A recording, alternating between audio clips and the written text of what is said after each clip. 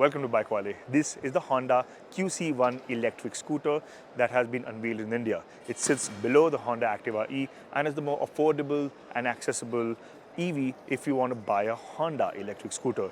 Let's talk about the design first of all. The design is inspired by the Honda Activa E, and you have similar body panels at the front over here with the LED headlight and indicators, but you do not get a LED DRL like you get on the Honda Activa E. The side profile again is very similar to the one on the Honda Activa E, but if you come to the tail section, it is completely different. In fact, this tail light over here is quite reminiscent of Honda motorcycles that we've seen. But again, very simple design. I think Honda likes to play it nice and safe and simple.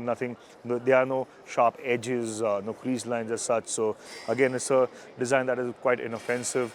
Very similar again, as I said, to the Honda Activa E.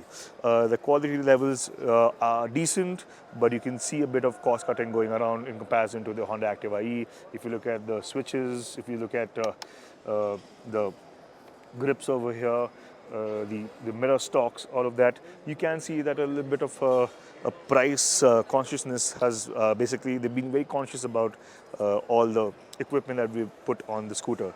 Let's talk about the motor now. It's a 1.8 kilowatt motor. It's a BLDC hub mounted motor, as you can see, and well, it sprints from 0 to 40 kilometers an hour in 9.4 seconds and has a top speed of 50 kilometers an hour only. So the performance is okay. It's meant to be a city runabout, but it's not quite fast, or it's not going to be a thrilling scooter to ride. It's just supposed to get the job done, and I think that's what Honda is positioning this scooter as, something that's going to take you from point A to point B and is going to be restricted to riding in the city only.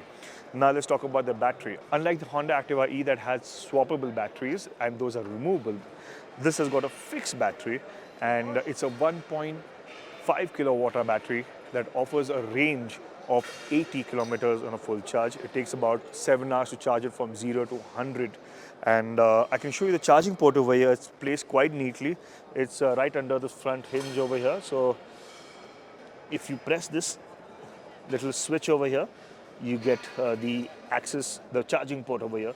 Fixed battery, as I mentioned. But because it's got a fixed battery, unlike the Activa E, this scooter has got a lot of storage space. 26 liters of storage space is what this gets in. Let me just show it.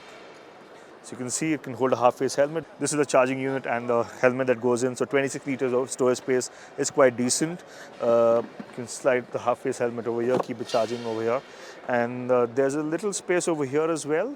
But on the whole, decent amount of space. There's a little storage over here as well, and a charging port, as you can see. But the rest of the switch gear is very similar to what you find in Honda ICE scooters. Apart from the LED lights now, it has got an LCD display. This is a negative LCD display, but again, very simple layout.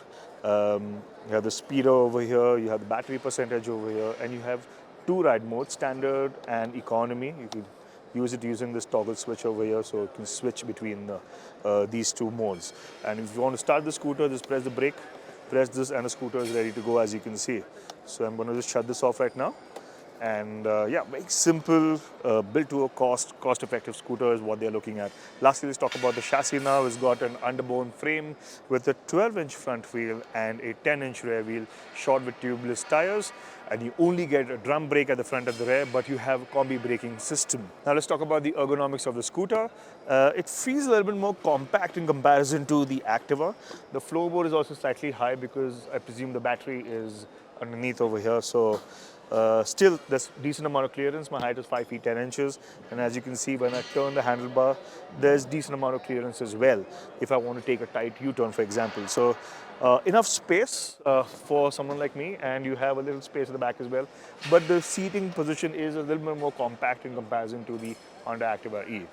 All right, so let's sum up the Honda QC1 electric scooter. If you're looking for an affordable city runabout, I think this is what you should be looking at. It's got decent top speed, 50 kilometers an hour, a decent amount of range of 80 kilometers. So that should suffice your daily commute requirements. Nothing too fancy though, so I'm assuming that Honda is going to price this very competitively. It has to price it very competitively to go up against competition like say the Ola S1X, for example. So if you want a no-frills EV, a no-frills electric scooter just to commute on, then this is something that you should be looking at. The bookings will open in January and deliveries will begin in February. Honda says that the scooter will be available at Red Wing dealerships, and there'll be a separate section in the showroom where you can go and test drive these EVs, check out the scooter. So let us know what you think about the Honda QC1. Would you go for a super affordable EV from Honda, or would you spend a little bit extra money and go for the Honda Activa E that gets a TFT display, it has swappable batteries, and a lot more features? Let us know in the comment section, and do subscribe to BikeWale.